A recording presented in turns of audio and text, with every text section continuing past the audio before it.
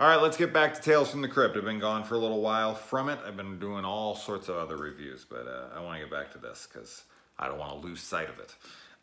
So continuing on with season 4 with On a Dead Man's Chest. This episode stars Tia Carrera, which man, she was a big deal, especially in Wayne's World in the 90s. So it was interesting seeing her here again because you don't really see her all that much.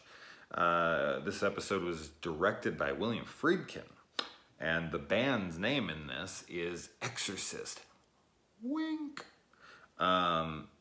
Overall, I wasn't big on this episode. I kind of had too many questions and too many... Tales from the Crypt can never be taken seriously. I get that, trust me. At this point especially, I'm fully aware that it is almost a parody of itself. And as I've said in other things, like I almost feel like these tales are being told through the Crypt Keeper's like silly, punny, attitude and mindset of things. So, but overall, I mean, this guy gets super jealous of his bandmate's new wife. It's a little Yoko Ono Beatles thing where she's trying to break up the band.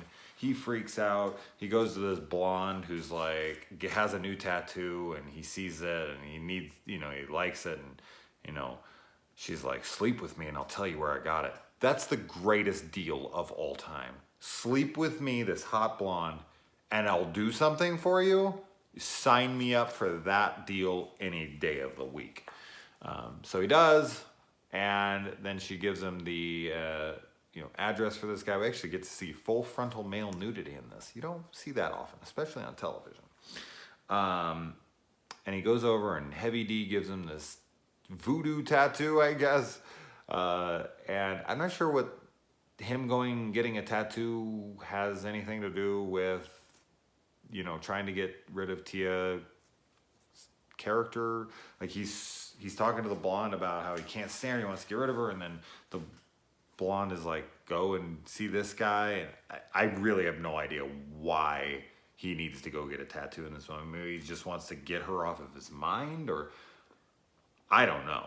I think it's just random that he's just going there to get fun. But I thought it was supposed to be playing into why him trying to get rid of her.